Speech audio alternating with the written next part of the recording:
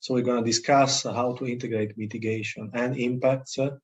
We already seen this is an interesting topic already from an economic point of view, but there's more to that. There are many new exciting studies which have come up in the recent years where have looked empirically and modeling, using modeling tools, how to try to integrate both the physical and social and economic impacts of climate change into the scenarios. Because whatever we do, obviously, we're going to face a warmer climate, at least temporarily. So we have to take those adjustments into considerations. But without further delay, just let me introduce quickly the two panelists for today plenary. We have Celine GUIVARCH, Brian O'Neill.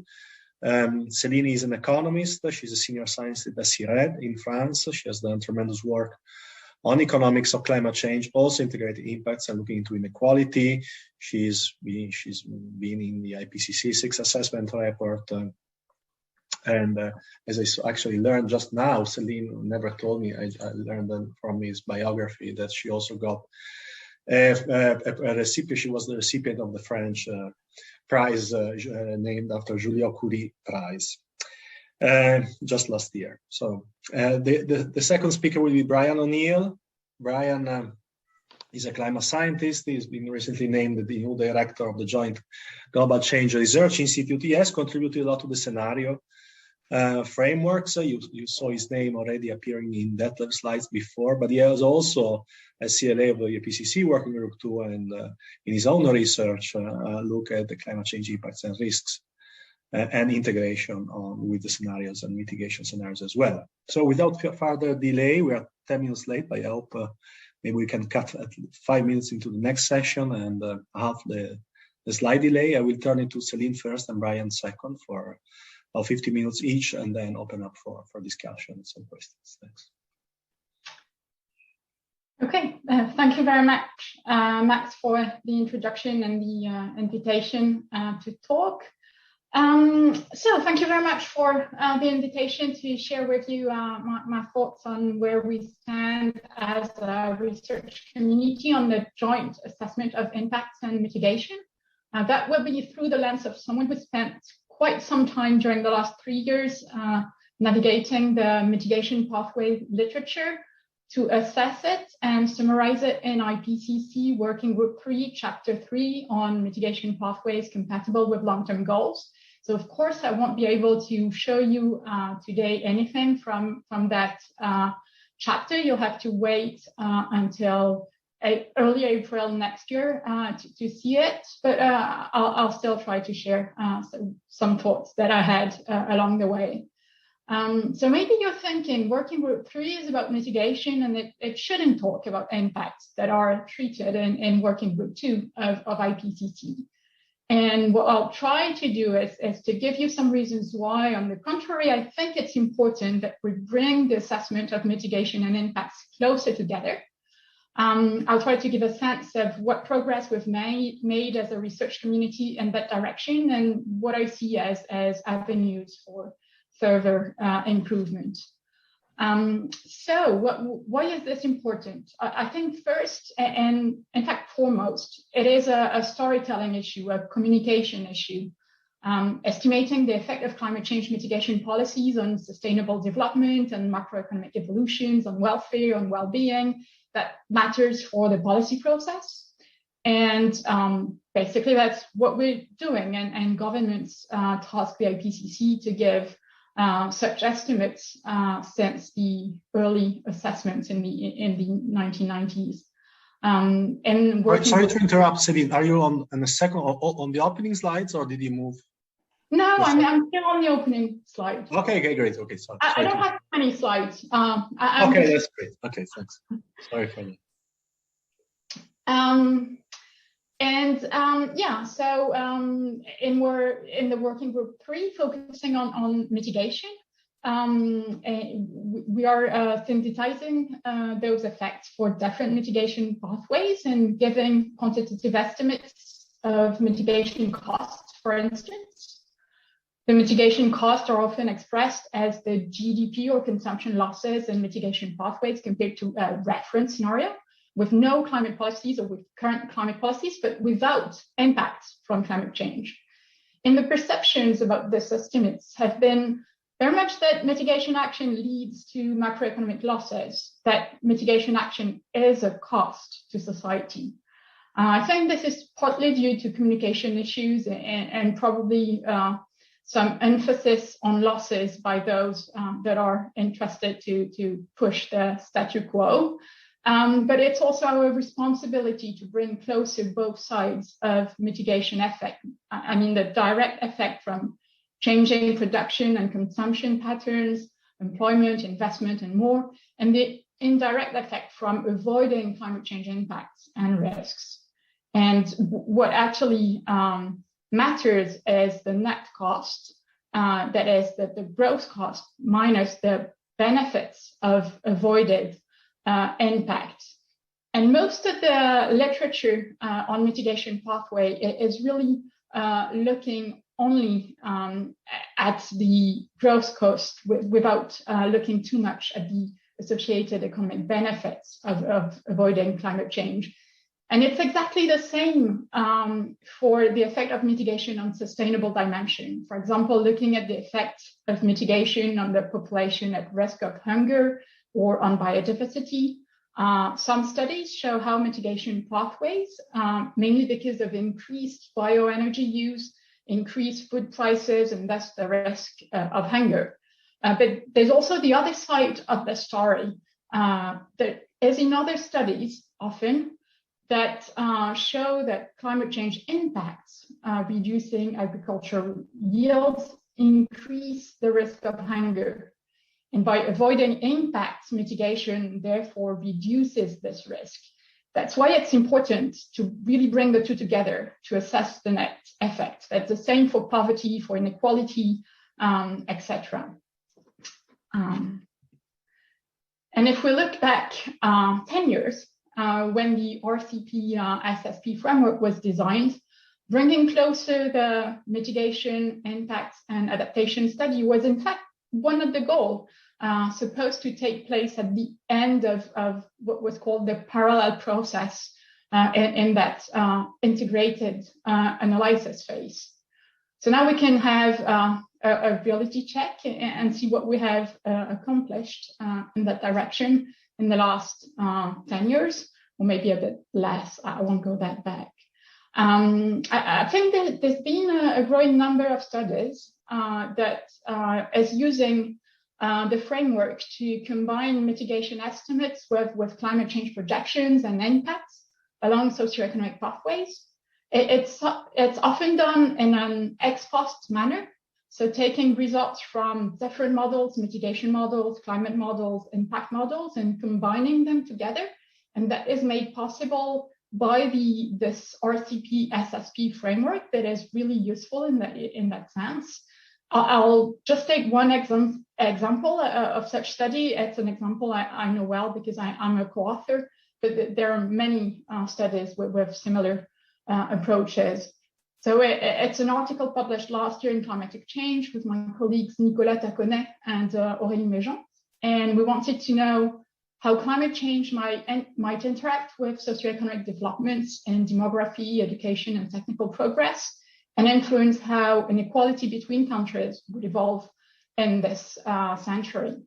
And to answer that question, we combined in a common framework the available projections and associated uncertainty along 3 dimensions: socioeconomic development and the economic cost of mitigation action and their distribution across country for several RCPs, the temperature change associated with the RCPs from Summit 5 at the time, and existing estimates of economic impacts of climate change in their distribution across countries coming from several studies.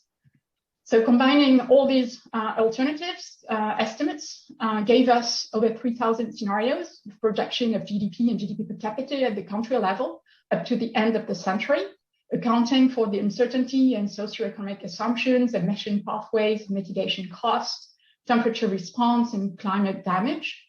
And we could compute the Gini coefficient of future inequality between countries under different levels of climate change. And actually, analyzing those scenarios allowed us to show that the uncertainties associated with socioeconomic assumptions and damages from climate change are the main drivers of future inequalities between countries, and that under most assumptions, mitigation policies reduce future inequality between countries. And many other studies of use the same type of approach, combining ex post different estimates to analyze jointly the mitigation action and climate change impacts effects at different temperature levels on other sustainable dimensions, including on poverty or on health, for instance. But coming back to our study, thanks to the SSP-RCP framework, we could have consistent scenarios in the sense that for each combination, the mitigation costs are those estimated for the corresponding SSP-RCP pair, while the climate damages are calculated according to the temperature change induced by the corresponding emission pathway. But we unfortunately had to ignore the fact that damages for a given temperature change may also depend on the socioeconomic pathway. And that's because there's still a small number of studies that explore the economic damage of climate change along different socioeconomic pathways. So there are too few to be able to represent the uncertainty on damages at the moment. So I think we need more of such studies. And I guess it's also the case for biophysical impacts, I believe, but I'll let Brian cover that more.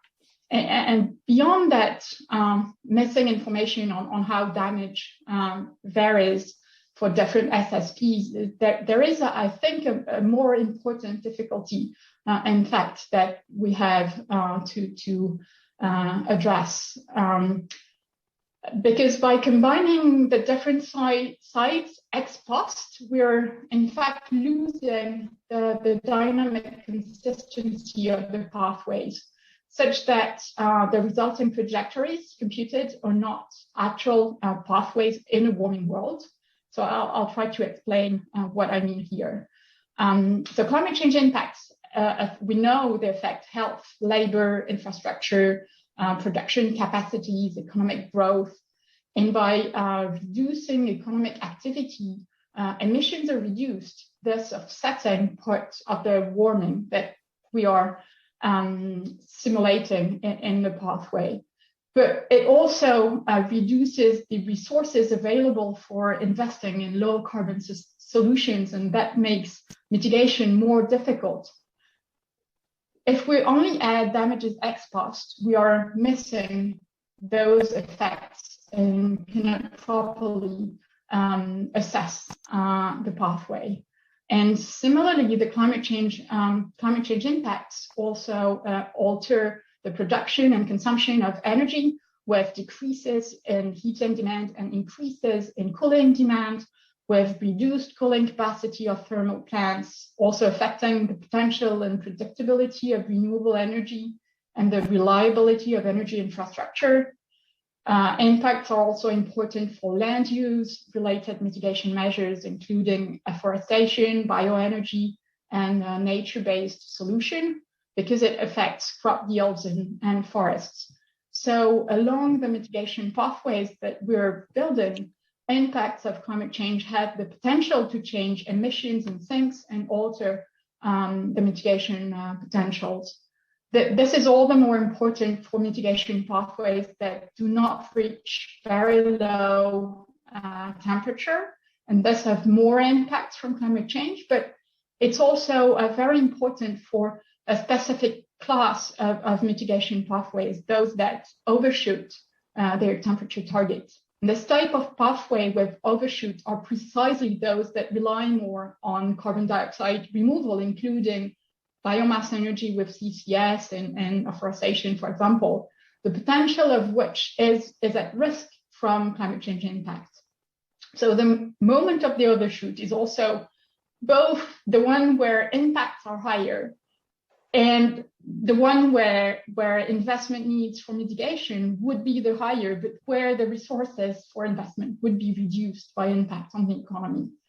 So including impacts in pathways with overshoot is very likely to change the assessment that we have of their feasibility and of their value. So to conclude, I'll summarize why I think it's important we push further the joint assessment of impact and mitigation. So there are basically two reasons. First, it's a communication issue. If we evaluate the effects of mitigation, be it on sustainable dimensions, on economic growth, on welfare, on well-being, if the avoided impacts from climate change are not part of the story, we are telling only a very partial story. The maps we're drawing for policymakers have only half of the information. And I think it's our responsibility to change that. And the second reason is that even for mitigation pathways themselves, the mitigation option potentials and risks are changed due to impacts from climate change, because they influence economic activity through health impact on the labor force, through impacts on productive capacities, etc. Because they influence investment capacities, because they influence energy demand trends, because they influence energy supply technologies, carbon sinks potentials, forest and bioenergy possibilities, and more. So bringing impacts into mitigation pathways is really necessary to have more realistic pathways. As for the ways forward, I see three parallel tracks to continue with the map metaphor. First, I think there's still room for ex post analysis, bringing the two sides together. Even with the limitation of losing the dynamic consistency, I think it brings valuable insights. And along that idea, we could or should develop emulators to use ex post on scenarios and on scenario ensembles to quantify the impacts. A second track would be to use simplified representations and emulators to allow a dynamic representation as a way to regain some dynamic consistency. And finally, and I think our community is working in that direction, actual representation of impacts in the models that we use to build mitigation pathway is the full integration track. It's of course more complex, and it comes with its own challenges and limitations, but it's probably worth the effort. So thank you very much. I'll be happy to discuss these topics with you now and later during this conference. Thanks, Celine. Thanks, Celine, a lot. I'll go first to Brian for biophysical impacts, and then I come back for Q&A for both. Thanks, and please use the chat. Okay, so thanks to Max and the organizers for this chance to address this topic, which I think is really an important and timely one. And it's was great talk from Celine to hear about why integrating impacts and mitigation is so important, right? Whole bunch of reasons that Celine went through. And integrated assessment models are the obvious tool to do that, right? They're not the only one, but they're obviously designed to take on that task. So what I want to focus on today is a kind of stock taking of one piece of that integration, which is the use of integrated assessment models in impact assessment.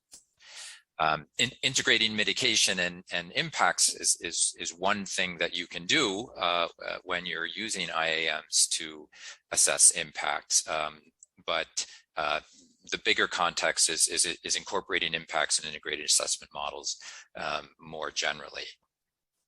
And that's a really large topic, so I'm going to narrow it down quite a bit by looking at a fairly limited, but I think still important part of that topic, that literature, the impacts literature, and that is the literature that informs our understanding of the so-called key risks of climate change. And I'll come back to that definition a bit. Many of you may be familiar with it already from the IPCC, but we can say for now they're an especially important category of risks, and it is a concept developed within IPCC Working Group 2. As Max mentioned, I'm currently co-leading a chapter in the 6th assessment report in Working Group 2 that has key risks as its central goal for assessing. And as Celine said, of course, we can't talk about the contents of that chapter, but key risks have been defined since the 3rd assessment report, so they've been around for a while. I was also part of the chapter that addressed this topic in AR5. So I can draw on that experience and also the current literature that's relevant to this, short of our current results. And anyway, I'm not so interested today in the results of what exactly are the risks, what are the impacts that we anticipate, but rather the methodology is how big of a role do integrated assessment models currently play in assessing what are these important types of risks from climate change. So I want to take a first pass on that based on recent experience. And the point here is to understand what the role of IAMs currently is right now, and on what some opportunities for broadening that role might be. So first, let's just start with what key risks are. Risks in general, in the IPCC definition of risks, is the potential for adverse consequences. And they result from the interaction of physical climate hazards and the exposure and vulnerability of populations, society, or of ecosystems. And so you can think of key risks as a subset of the large universe of risks in general.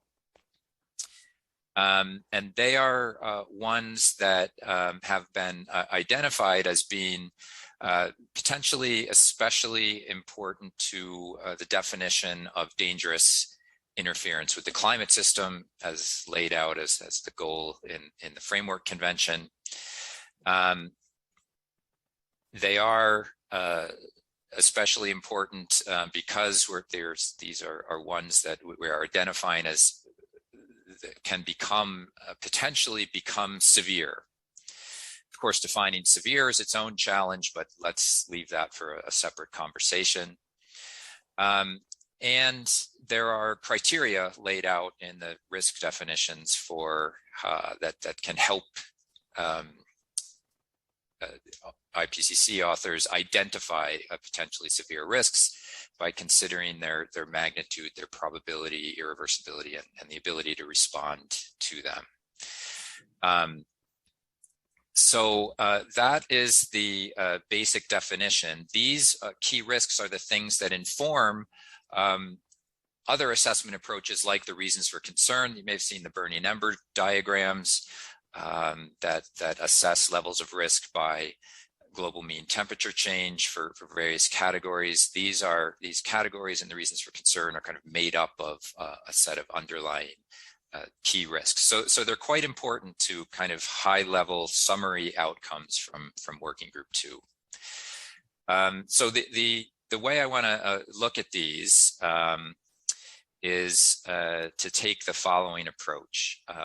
First is to start with a bunch of categories of different types of key risks. And as I say, the last thing I want to mention on the key risk definition is that it has been broadened recently, including in the AR6, to include risks not only from climate hazards, but also from responses to climate change. So that includes risks from mitigation or risks from adaptation.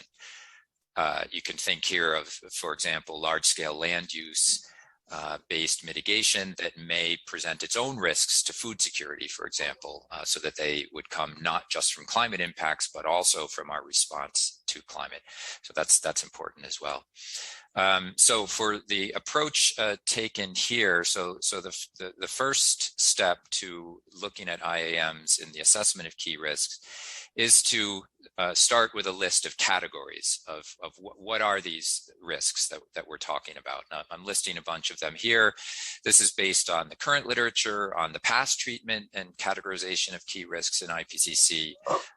And you can see they include a variety of types of risks that could potentially become severe, from ecological risks to ones that are defined as kind of geographically related systems like coastal areas, infrastructure, and then a large array of what we could call aspects of human well-being. Various dimensions of living standards, health, food and water, conflict, migration, and so on. And this is not meant to be exhaustive. These overlap, as you can imagine. Like food and health are overlapping categories. They interact, conflict can lead to migration. So it's not a super clean breakdown, but hopefully useful for our purposes here. And then the second thing is to generate a list of approaches to assessing these risks, where IAMs is one of those.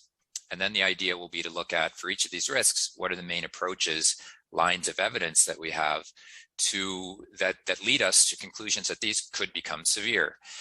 So I've made a list here. I don't think it's a fantastic list, but it's an initial one. It's designed to achieve our goal here of saying, well, what's the role of IAM? So I made one category of large-scale modeling, of which IAMs are one type.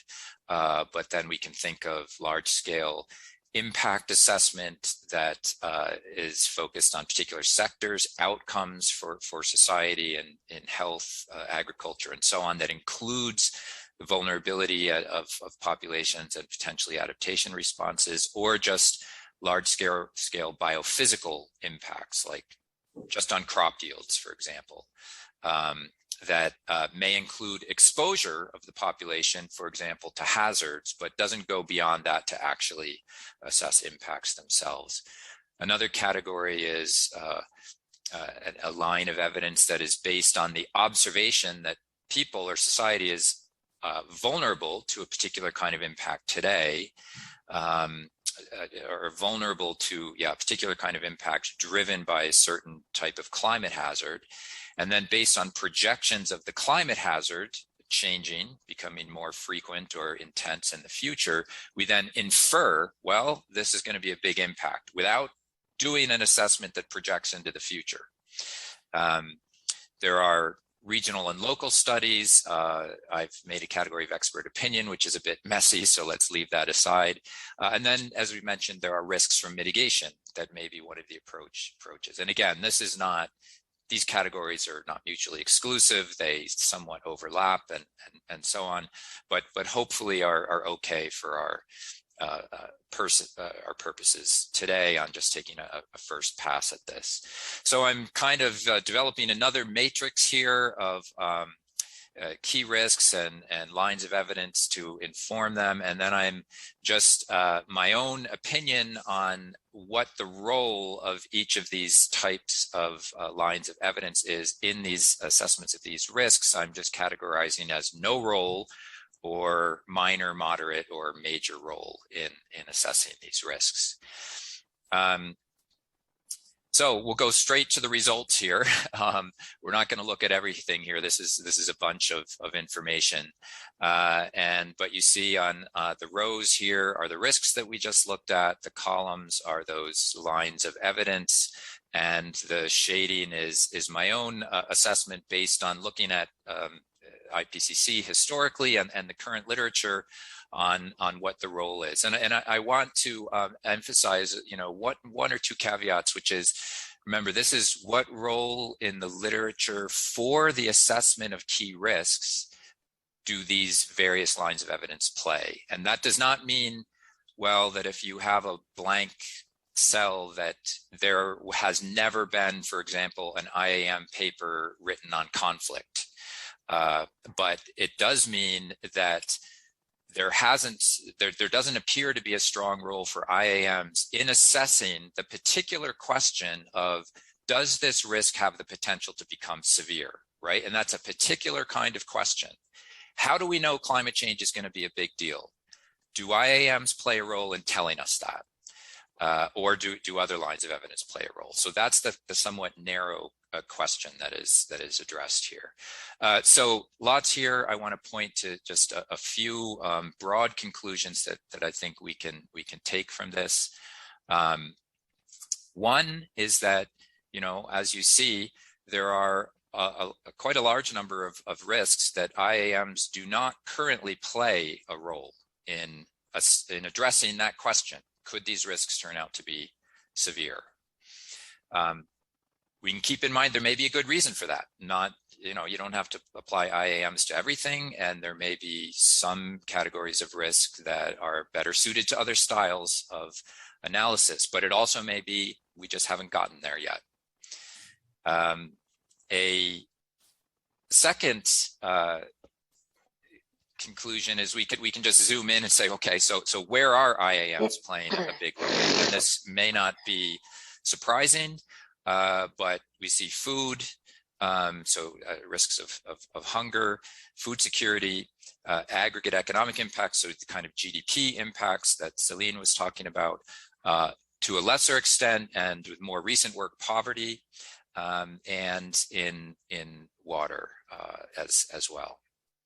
And those are places where these the IAMs have a fairly long history, and in some cases on the GDP impacts, of course, it's the benefit cost IAMs that are playing the big role there. You'll notice the dark blue box next to it and the sector impacts, that represents the growing importance of empirical statistical models on evaluating GDP impacts, which play about an equal role right now in looking at potentially severe outcomes.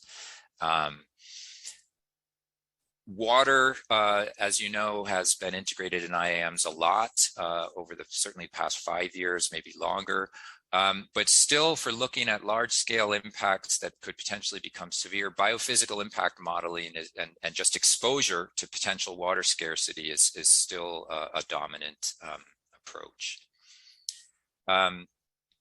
The third thing I want to point out is that there are a lot of these risk categories in which large-scale modeling of another kind plays a really strong role. So in infrastructure, health, conflict migration, and then on the biophysical impact modeling, coastal systems and ecological risks.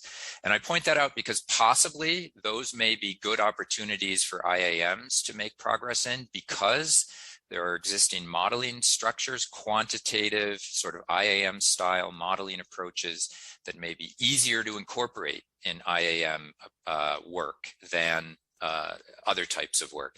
That may not always be the case, but that is worth keeping in mind. Fourth is that risks for mitigation are currently only explicitly considered in 3 cases.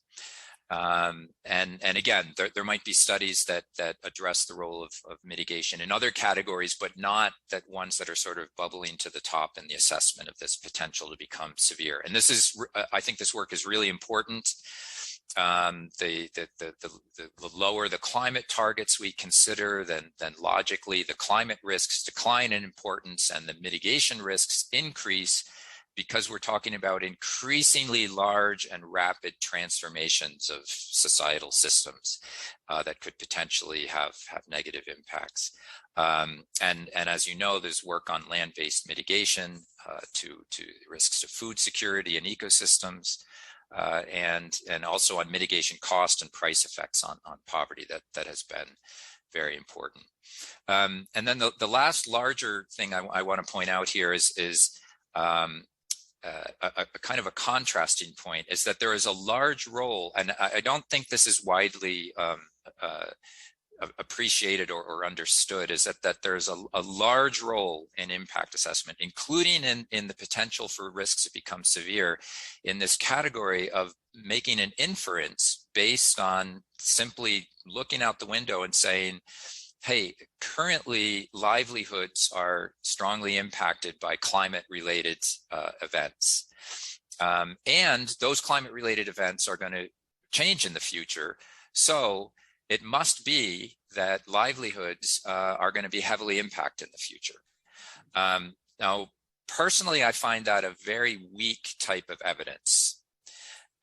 It skips the potential for vulnerability and societal change in the future. It has the risks of not quantifying things where you kind of make shortcuts in your head without really knowing it. And it is a widespread, very important type of evidence in the impact literature in general and in the key risk category. So to me, that is also an indication that IAMs could really help here because they, by their very nature, include societal change over time. And they do this quantification to make sure you're not skipping steps. So this is a summary of the points that I just made on the stock taking, and I think as a final thought or two on what this implies for opportunities going forward. So for one, just overall, I think there's a real need and opportunity to use IAMs more frequently to address this kind of question: is what is the potential for impacts to become severe? And that is going to require modeling of outcomes for human well-being, meaning not just outcomes for crop yields or energy systems or agricultural systems, but impacts on people in the end: hunger, poverty, health, conflict, and those sorts of outcomes.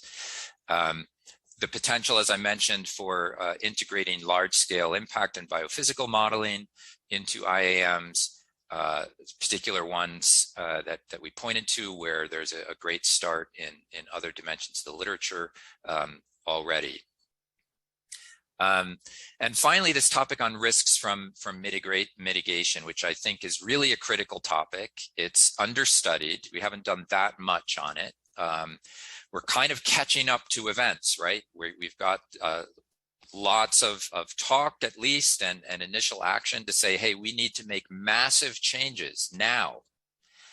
We don't have a lot of work on what might be the negative consequences of those massive changes. We have a lot on the positive consequences, but these are big changes, and we should be looking at both sides of the coin here. So to me, I know there's some discussion in the chat of the potential for the integration of mitigation and adaptation to require changes to IPCC.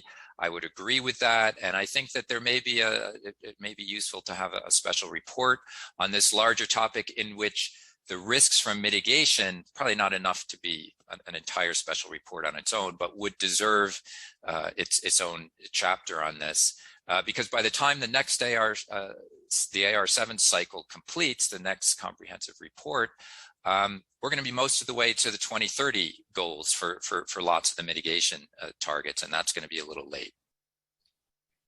So thanks, and I'll stop there.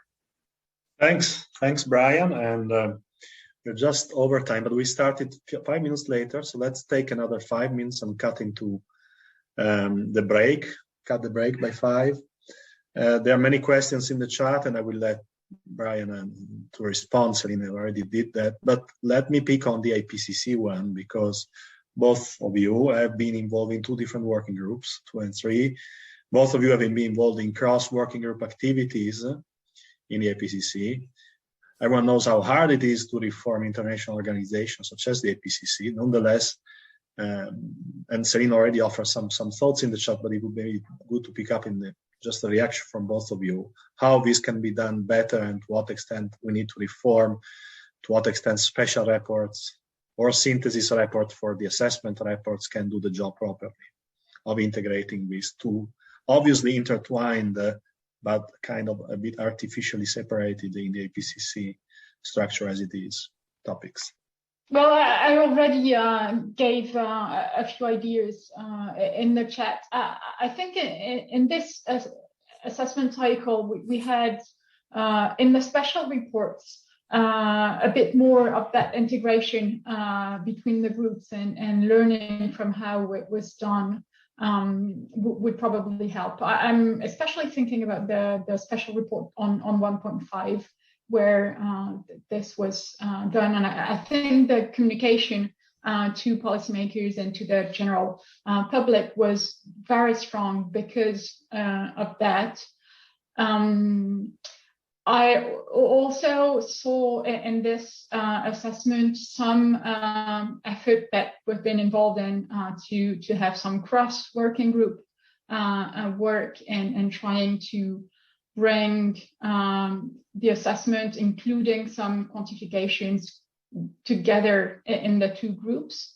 But yeah, maybe it's about time the IPCC really thinks to change a little bit how I think it's, I mean, I think the research communities are going into that direction, and the literature is more and more looking into the different sides. So there's increasingly the literature to build on. The problem is rather, I would say, this separation, and also the separation in time when the reports are published, that make the message a bit too narrow. And yeah, I would hope in next cycle that is carefully thought through.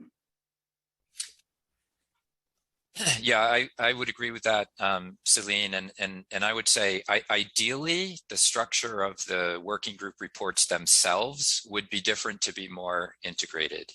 I mean, based on my experience in AR6, where we had, as you mentioned, these cross-working groups, like there was a scenarios group to cut across working groups, that sort of puts the onus on individuals to take on an additional job.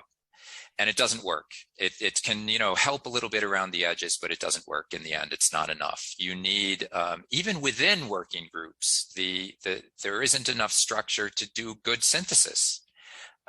It's tacked on at the end, and it's not built in from the beginning, and you absolutely have to do it that way. It's why I mentioned a special report. I think it's been the one way it's been successful to do integration so far. So I totally agree with that. It's kind of like trying to get around the problem that it's hard to do integration in the regular working groups. And then last, yeah, I would say it could really help to have some of that structural change as sort of incentivizing work. We saw that happen with the 1.5 report, but we don't need to wait for that. So just in the research community itself is just starting to do assessment ourselves, not doing the research, but doing our own assessment that focuses on these integrative mitigation and impacts topics.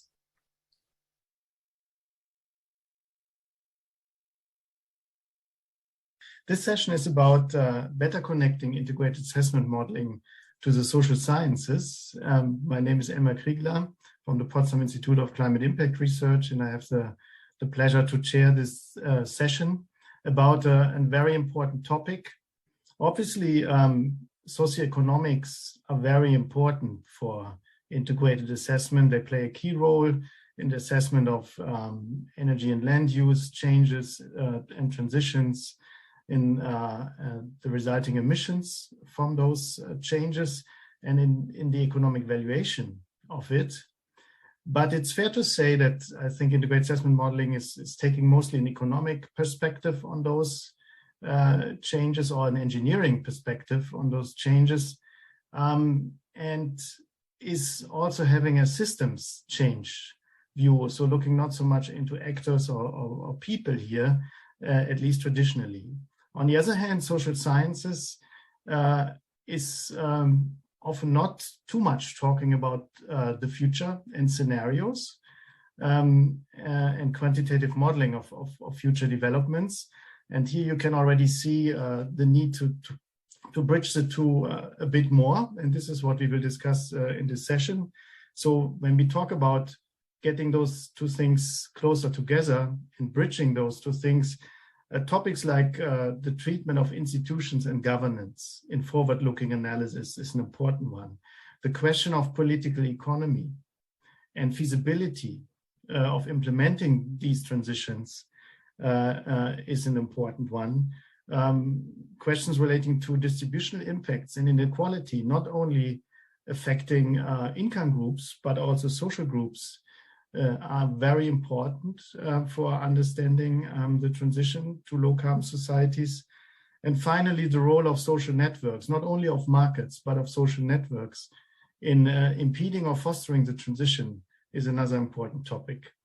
So in order to get a bit further here, we have two great speakers offering two perspectives, one from the side of governance and offering a governance perspective, and one from the side of the political sciences, offering as perspective, particularly on political economy considerations. So with this introduction, let me move right to our first speaker. I'm very happy to introduce Julia Leininger to you. She is head of research of the research program on transformation of political order or disorder. So that's both in the name. At the German Development Institute, and will give us her perspective on how integrated assessment and governance research could be connected better. Julia, we are very happy to have you, and the floor is yours. Yeah, thanks a lot, Elmar, and thanks a lot for having me. What I will do is I will share some general observations about the cooperation between IAMs or modelers, future scenarios, and social sciences, and then a very specific one. And I gave it the title, Leaving Our Comfort Zones, because we all have to leave our comfort zones when working together. And I have three main messages. The first one is that there's still a lot to do, but I think that the relationship between social sciences and integrated assessment models is better than its reputation, actually. Message two, political science does offer theories and indicators that can serve for narratives, inform narratives, but also can serve as inputs for IAMs. And here the research on political institutions is of particular interest. Hold on one second, because I can't see half of what I present because Elmar is on the screen, so I have to change the setting. So okay, now it's fine. Oh, sorry. And this second message will be my most important one, actually. And the third message is that leave your comfort zone for collaboration and change of incentive structures of science system is needed. So it's not only about individuals, but about the science system as well. So when it comes to the better than its reputation part, on a very positive note, I think, and that's often underestimated, that key variables of social science research, GDP, population, etc., are fundamental for future scenarios. So we are in there already. And I also observe an increasing exchange between IAM and social science communities in, for instance, when you look at the different IPCC reports, I think that becomes evident. Whether it's a coexistence or collaboration is another question, but there's more of it. And then the most important message here, where I do see a very good point of departure to reinforce that collaboration, is that modelers and political scientists share that quality of institutions is key for a sustainable future. That's a very important theoretical point of departure. And that's good news for you guys, actually. It's that IAMs seem to be more conscious about the existence of social sciences than vice versa. But there are still challenges, of course, and a lot to do. And one is really, it's about beliefs and convictions. And in conversations I have in the good collaboration with colleagues at PIC or with Detlef or at EIEE, is that there is this idea that social science phenomena are so complex, and that's true. And including the theories based on these phenomena or this evidence spoil the model. So it's too complex. Let's just not do it. Then there's a question of fit. And this is also about the notion of social sciences we are dealing with here. So social sciences are very diverse and they're controversial and contested. So there's not this one social science. There are many disciplines, a lot of theories, and social sciences offer a multitude of theories and methods. So it's really, really difficult to find the right fit. And then there is, and it's probably the largest challenge for all of us, because it's a very scarce resource, it's timing. So there's never time for change beyond one's own comfort zone, including the models in IAMs. But then also, there are challenges in social sciences, which we have to acknowledge. So one, and you mentioned that already, Elmar, in your introduction, is that we have an ex post focus. We are trained to look back and learn from the past and don't do ex ante analysis because we believe, or many believe, that it's not possible to look into the future because the phenomena we study are contingent and context specific. And we have a blind spot, and that's that integrated assessment models is a non-issue in political science, basically. And I'm looking at it from a political science perspective, but as far as I can see for other disciplines as well. And also, it's also a question of methods training that it's not standard, or not at least giving like a snapshot of what IAMs are is not part of most trainings we get. Having said this, I'd like to propose very specific way how to introduce political institutions and why it is important. So why is it, and it's my second message, integrating political institutions into future scenarios is important, and why is that so? And not only as an exogenous factor, but as an endogenous factor in models. I also stress the theoretical communality, right? Modelers and political scientists share the assumption that the quality of political institutions is key for a pathway to a sustainable future. But institutions or governance, as I see it in most texts I read in AAMs, are either implicit, because, for instance, one assumption is the higher GDP, the better the quality of institutions, but that's only implicit without measuring it, or they're qualitative when it comes to the narratives. And also, I think the policy interventions are also a kind of implicit assumption in the models.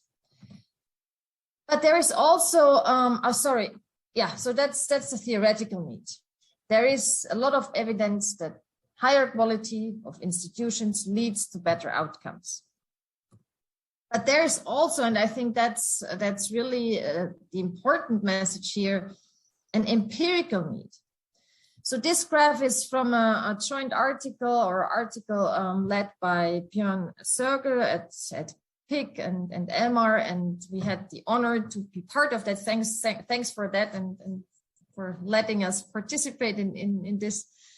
So what we did is we projected the development of the quality of political institutions in line with the SSPs and a sustainable development pathway. So what you can see here, and that's the circle, is so the lines that go up in the SSPs, it's like all nice. There's a convergence, higher GDP, etc. So all fine. But if we look at the real observations, what the world looks like now, it goes down. So it's not a path upward. So reflecting or being able to reflect the development of institutions, the real one, in the SSPs, it would be very important in order to be more realistic in achieving a target. So why do I say, and I try to make that very short, but that is really important also with regard to something you said in the beginning, Elmar, why institutions and not governance? So there's an important theoretical reason. Political institutions are structures. You talked about system, but this is about structures that shape human behavior And they're also the foundations of collectively binding decision-making. So whatever policy you have, there's a political decision beforehand that has to be binding for whole society in order to change behavior as well. So this is really important theoretically. And the other very good thing, which is in line and fits the rationale and scale of global IAMs, is that there's a high path dependency. So institutions change very slowly. And there's also a conceptual reason why institutions and not governance. Governance is a catch-all term that does not necessarily imply political decisions that are binding collectively, but it refers to any sphere of life. So you can look at the governance of business, governance within a social organization, of social movements. So it's it's on different scales, on different levels, but I think for this purpose here, too much of a catch-all term to be integrated into global IAMs. So I do think that institutions fit the theoretical needs of global IAMs better. And a very other important reason is a methodological one, because we do have historical data that covers the development of political institutions from 1900 up to date. So this also fits the long-term approach that we need for global IAMs. And there's also a normative reason, which is obviously contested. We can discuss whether this is necessary or not, but I'd just like to stress that it also gives us the possibility to distinguish between democratic and autocratic institutions. So what future do we want? Do we want a democratic one or an autocratic one? And finally, my last slide with regard to the comfort zone. So what can we do? Emma, you asked in the preparation, you asked, so what could be next steps? How do we have to collaborate to include these factors, but also to improve our exchange? One is time. I said that already, and because innovation needs time and it's well invested, but it's often on an individual level, and we need to get to a point where more time is institutionalized. So one proposition is to extend project cycles. So an additional year for interdisciplinary and intercommunity collaboration. But this, of course, needs changes in the logic of funding and in funding agencies. Also, publication strategies needed to be different. So we would need to cross-publish in journals out of our comfort zone, but that is, we don't have incentives in our own field to do that, because we are not rewarded in our fields to do that.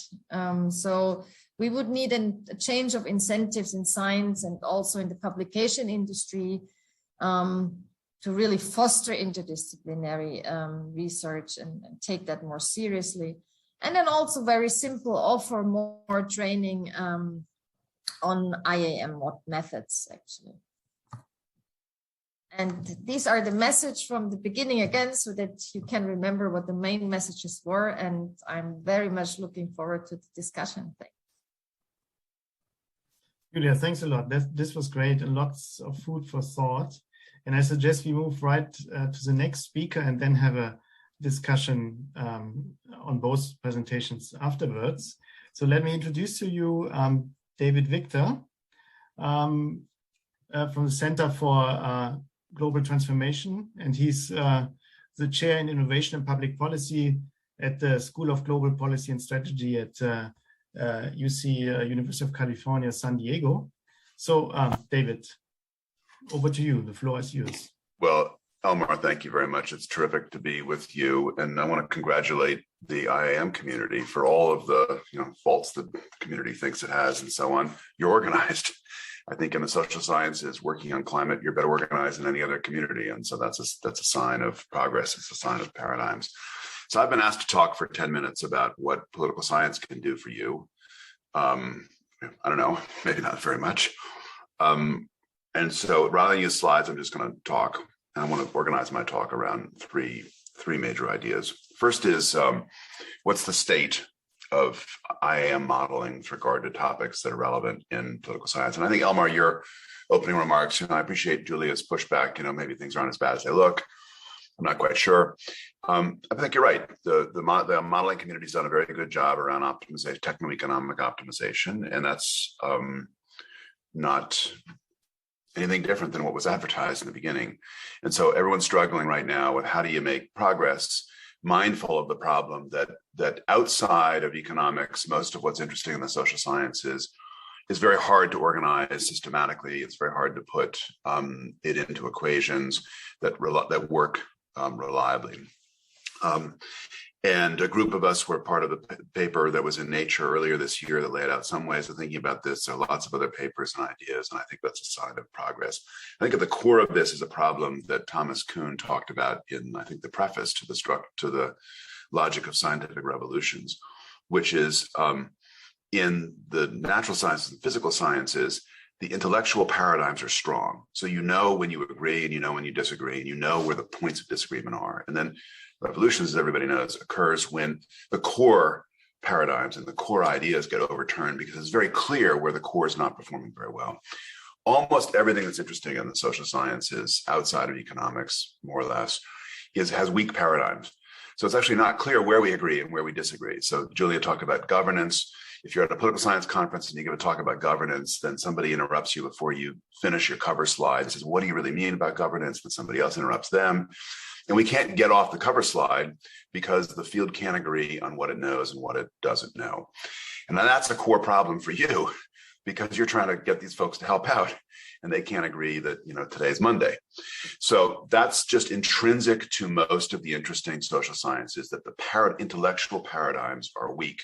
That doesn't mean to give up. What it means is you've got to identify places where the paradigms are strong enough that they can be turned into things you can work with, and where the people that you're going to work with are organized enough to not be chasing their tail with these paradigmatic debates, that they can work with you and figure out how to collaborate. So that, I think, sounds kind of obvious and straightforward, really hard to do in practice. That's the first thing I want to talk about, which is kind of the state of the relationship. And the second thing I want to talk about is what are the key gaps? Like what could you work on that's interesting? Everyone's got their list. Let me give you my list and why I think it's important. And then everyone else can disagree, and this will be good social scientists. Number one on my list is political economy. I don't think this is actually the most important topic, but it's the topic that fits most directly into political science and classic scientifically organized political science, where you think about different interest groups that are organized. Some are powerful, some are weak. Their organization and their power varies over time, especially as a function of gaining market share. And you can imagine integrating, as some people have now done, integrating those insights into IAMs. This has been done extremely effectively in the study of trade policy, where in effect the new trade theories are, there should be a new carbon theory. Somebody should go off and work on that problem, because it's almost identical to the structure of the trade politics problem. So you have some kind of shock hits the economy, in this case shocks related to the opportunities of deep decarbonization. Policies are put into place. Those policies create benefits to some companies, think Tesla, and don't think the conventional coal industry, and that varies their market share, and that varies then the rents that they can gain from doing business, and then that alters their political power. So you have a dynamic theory of politics, use the standard tools of political economy for studying that. So there's a big opportunity there that could be used. That's one item on my list. Second, and actually the most important item on my list, is CapEx. John Wyant and others have educated me from a very young age about the importance of it. Everything that is interesting in deep decarbonization is capital intensive. Maybe there's a few exceptions, but almost everything that's interesting is capital intensive. So your models are hypersensitive to the cost of capital. Some of us were on a paper that did this with the GCAM model, like 50 basis points variation in cost of capital. And you have the model solves in totally different ways. And it kind of sadly, it moves capital to the rich countries that are already doing a lot on deep decarbonization, and moves it away from the poorer countries because of the insight that Julie offered, which is what explains the variation in the cost of capital is variation in the quality of institutions. And so the obvious conclusion is, let's go fix the institutions. It's a little hard to do because basically involves, that's the problem of development. and we've not, highly uneven in our performance with regard to solving the problem of development. But that's a key insight. We ought to be all over that question because CapEx is everything. And I think that's going to be true even in managing the impacts, is that most of, not all of, but most of what's interesting with regard to managing the physical impacts of climate change is in one way or another capital intensive, at least with regard to defending existing assets. Two other things on my list in terms of areas where we could collaborate. Cascading responses, and this picks up on something Brian said in the last session. Quite often when political scientists get involved, we're the dismal crowd. We're involved to help explain why the right things never get done. The true dismal science is political science. Economics is the dismal science because it's about trade-offs. Political science is the dismal science because it's about trade-offs and why societies constantly do the wrong thing when faced with trade-offs. So we're the true, paragons of dismality, I guess, if that's a phrase. But there are some areas where integrating political science might help explain, rather than bottlenecks and blocks, sluices, very rapid changes in policy.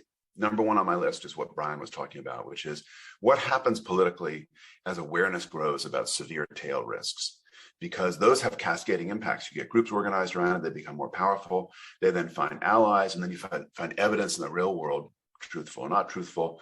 I'm thinking a little bit about the experience with the Waldsterben, where it turns out that acid rain was not the cause, but nonetheless, it helped really motivate rapid political change with regard to acid rain policy in Europe, Germany in particular, and some similar things. I think we see evidence of that happening now around climate. So we could imagine with contagion models, bringing in political scientists to talk about mass movements and how quickly they could mobilize. Last thing on my list is policy instruments. Danny Cullenward and I have a book out that explains why the brilliant ideas of using markets actually are rarely used. And other policy instruments tend to be used disproportionately. Agree, disagree. But the reality is most of the serious work of deep decarbonization has been done with regulatory instruments. Some of those instruments are highly dysfunctional, others not. And so we ought to be including in our models more explicit attention to the kinds of policy instruments that are chosen. When you think about this as a political problem that has to allocate costs and benefits to organized groups and disorganized groups. All of politics is more or less stealing from disorganized people and giving it to organized people. And so in effect, the same thing's going to happen with regard to carbon.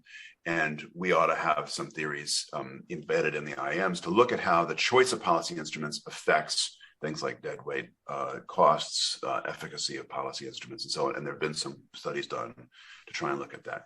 So those are 4 areas where I think there are kind of key gaps and we can make some progress. Last thing I want to talk about is how do you do this? And just I'm going to take about a minute on this. I don't think you can do this in the IPCC. You're not going to, like a consensus organization where you've got peer review by a gazillion people and then you have to document every response to a comment about a comma.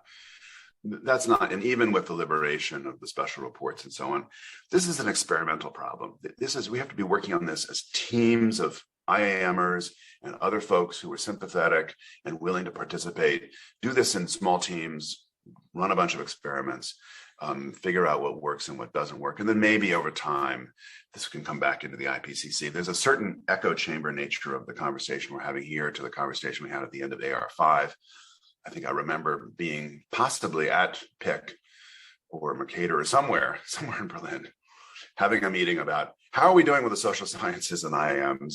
And that was right after, that was kind of 2015, I guess it was.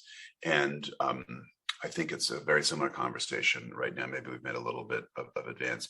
I'll close by saying that you have to pay very close attention to incentives. Julia was talking about this as well.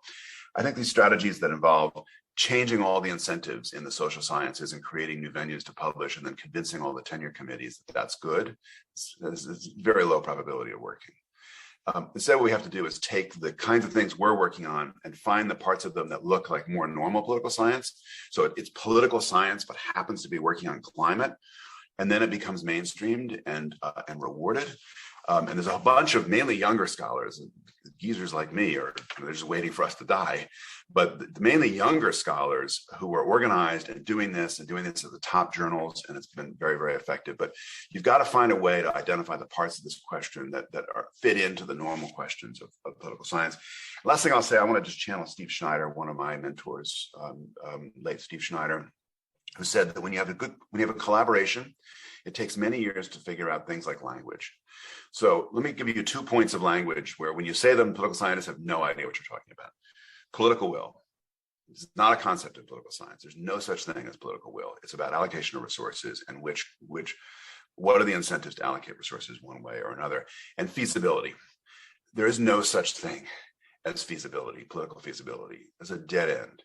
Much more interesting is to look at where and how political interests change over time because of the allocation of benefits and costs and the organization of industries and so on. Then you're talking about a subject that political scientists can engage with. And I'm sure that there are a gazillion things that the IAM community says, the political scientists, look at them like, what are you guys talking about? Real collaboration is going to take a while, because the language and the incentive structures are so different. But I'm very encouraged to see all the progress we've actually made. And I want to echo Julia's point there. And we haven't made more rapid progress because the problem's hard. And it's hard, and therefore it's interesting. Fantastic. Thanks a lot, David. David, you stated that the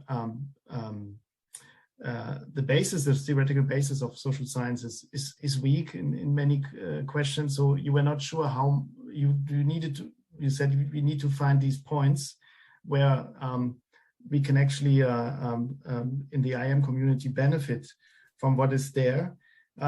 And I believe that this perception of weak paradigms and context-dependent paradigms, so I think social science wouldn't necessarily call them weak, is also a reason for more the backward-looking approach of the social sciences. So I would like to ask you, Julia, what do you make out of this comment, and do you think that there are indeed, particularly when it comes to political institutions, some agreements in the field of social science that could be leveraged here? And because you seem to indicate this in your presentation.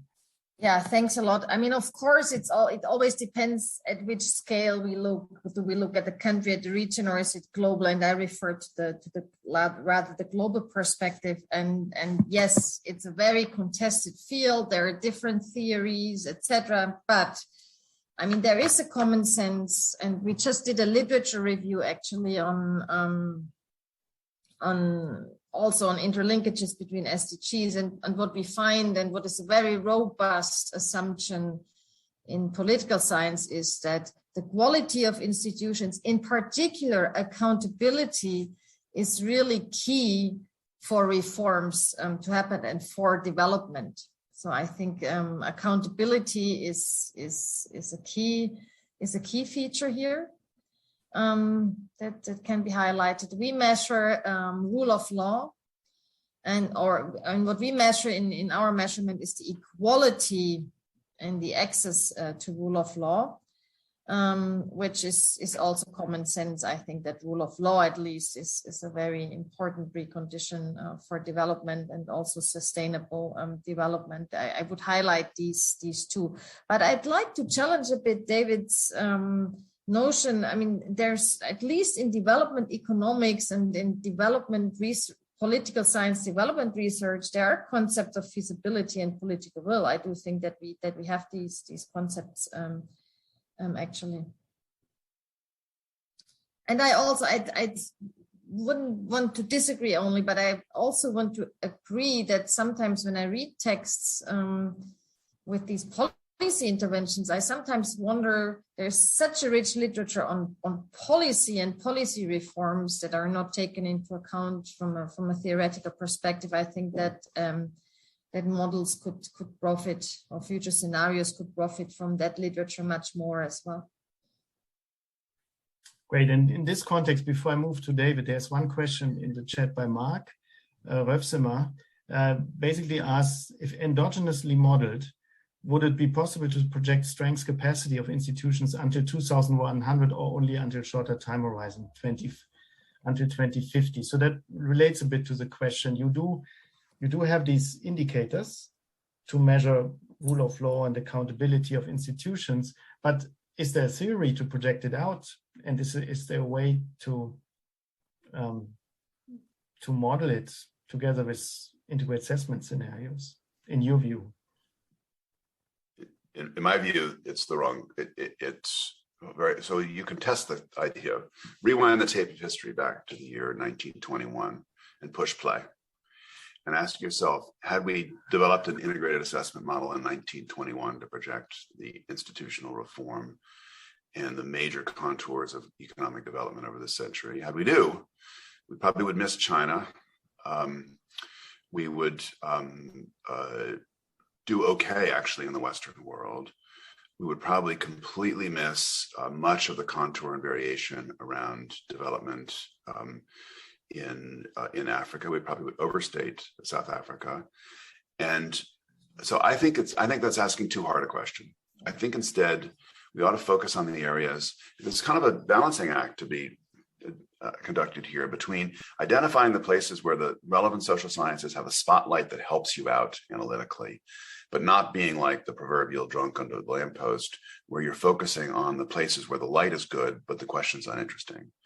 And so I think instead what we can do is we can start making some progress in looking at how quality of institutions, and I would focus much more on quality of institutions than political will or whatever it is, because while the development economics has those ideas, or development science, I put that in quotes, has those ideas, they haven't worked very well.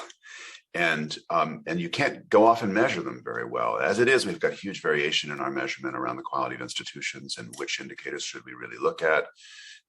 We use a lot of political scientists rely a lot on the polity scores, but for things that matter with regard to deployment of capital, the polity scores actually may not be very helpful to you.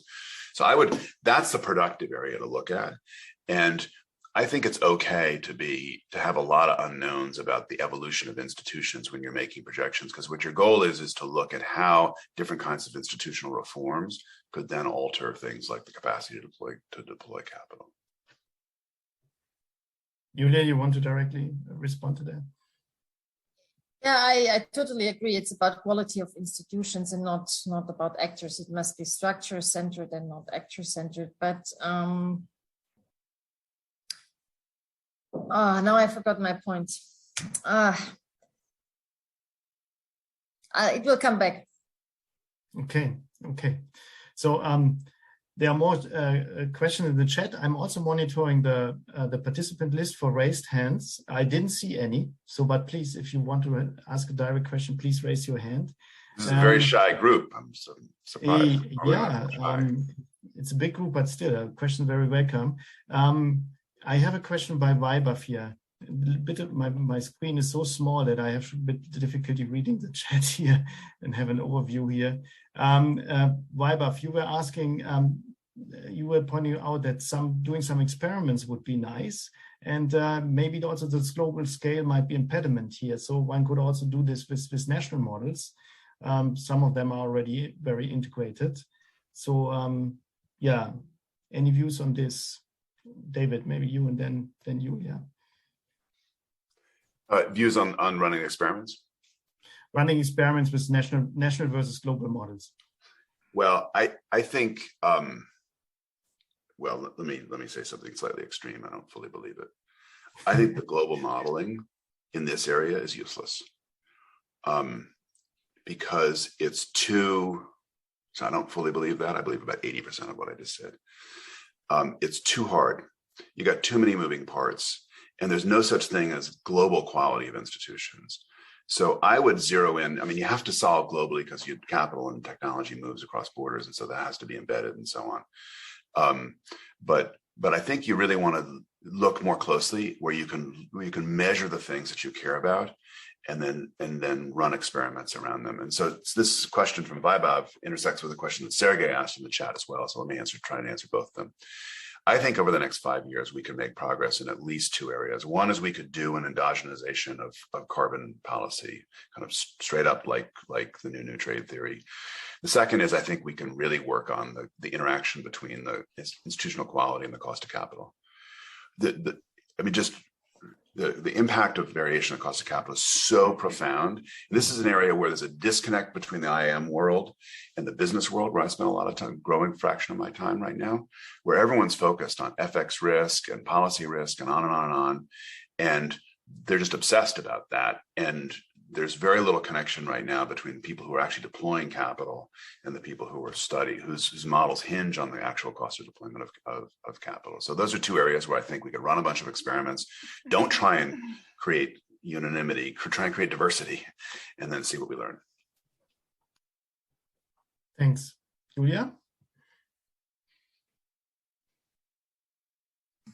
I would slightly disagree. I would slightly disagree in a sense that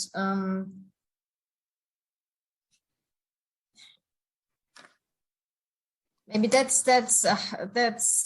very bold to say in this community, but I wonder whether the regions that are behind the scenarios are still the right ones. So looking from an institutional perspective, one would group regions differently, right? Or also from population. And I think this is really something one could look into deeper. We had that this discussion before with regard to population. So I think from a social science perspective and the logic of drivers, it would be different regions and groupings probably.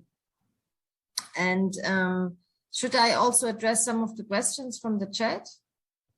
Please do, please do. We also have 3 hands now, so I also would like to get the 3 hands, but please start with the best. Maybe only, I mean, Nico asked for the favorite estimates, and I wasn't sure what he referred to, articles or data sets, or because that is a very precise question. I could give a precise answer, but I need to understand the question better in order to do that. So maybe Nico, you can specify in the chat, and then you could type your answer. I have John. Maybe I take all 3 questions and then hand it back to the 2 of you. I have John, Max, and somebody else. My screen is so. John, go ahead. Okay, so I'll short circuit because you've already partially answered my question. I was going to go on about how the finance community used to bully most of us as I was a young researcher with efficient market theory, and then looked at the real world and observed that it didn't really work very well in certain key epochs. And Bob Shiller actually won a Nobel Prize, interestingly, in economics for observing maybe it was something odd going on regarding not what was happening or was expected to happen in the long run, but what people expected to happen in the short run. So for David and Julia, I guess one thing I got out of this, which I would like to see you do more of, is short of a theory of psychohistory where you have modeled everything that you guys think about, what advice can you give us? I do think this aggregation issue you both brought up in various ways. Arcing back to the last plenary, I think it makes no sense at all to look at integrated mitigation and impacts at kind of country level even, and certainly not at broad aggregate country region. And on David's favorite point, which I totally agree with, in financial CapEx type things, to assume that the cost of capital is the same across any, all regions and all sectors approximately, or isn't radically different. And maybe there are things you can do about that in terms of financial assistance or banking. Are there anything else of that sort? I think to get out of our comfort zone, I actually find those kinds of things, something crazy like animal spirits and a couple of things you've mentioned here, to be the most useful, because then we can see that, react to that probably strongly, and then figure out what the heck you're really driving at, admit that we have a problem there, and think of new things to do. Thanks. So yeah, I have a question for David, and thanks for the great talk. Since we have a lot of scenarios coming up and accumulating, we are more and more asked to rank them in terms of plausibility. As technology and policy landscape changes constantly, we are often told that our models are actually lagging behind sometimes, and sometimes it's actually true. So what we are doing is developing metrics of assessments of feasibility along multiple dimensions and trying to come up with reasonable metrics, and also try to identify, where we think risks can emerge.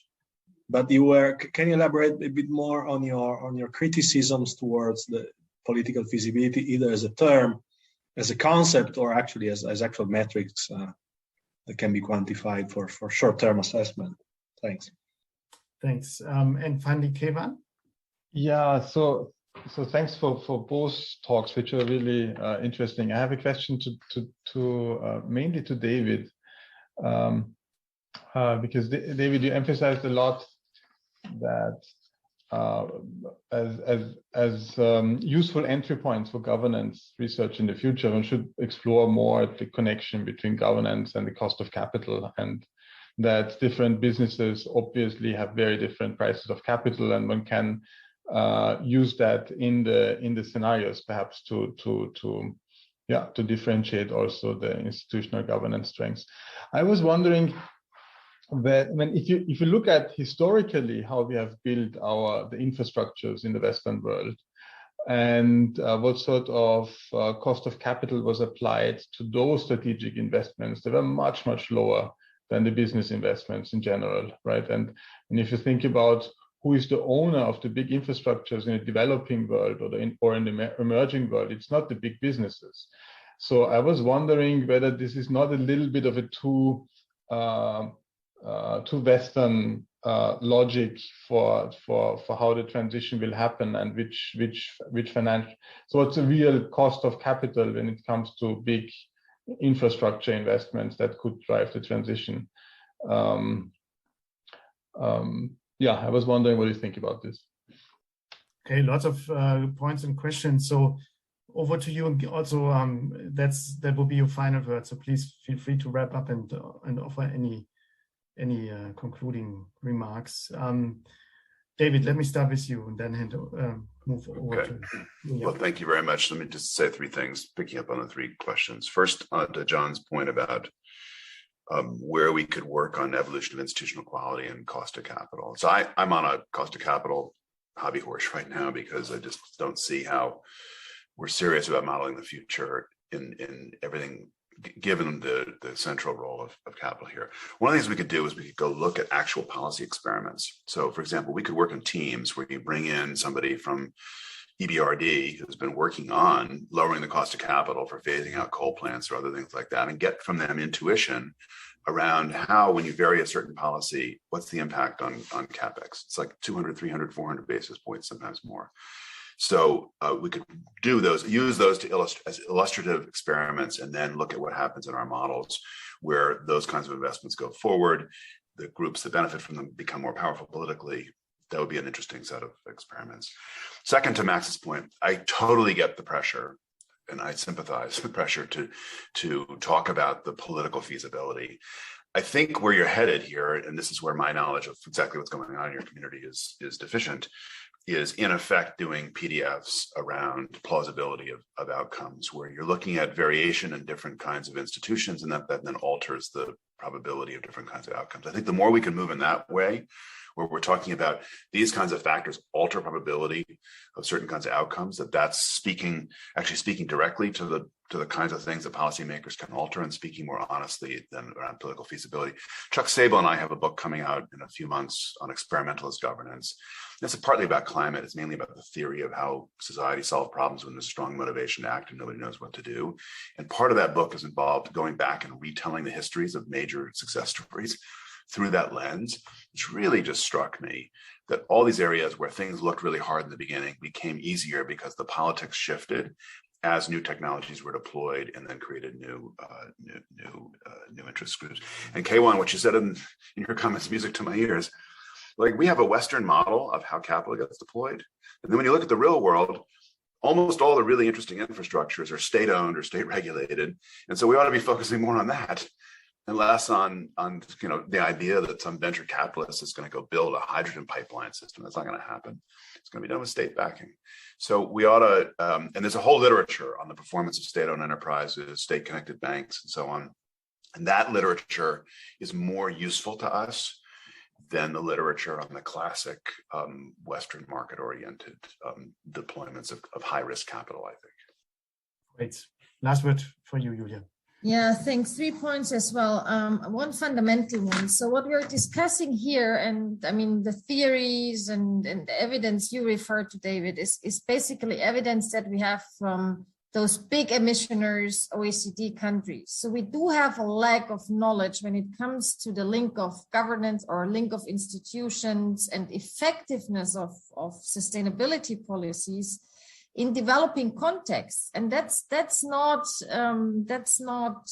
an easy thing, because these will be the countries and regions where development will take place in the future. If you look at urbanization in Africa, for instance, that will be huge, and that will drive a lot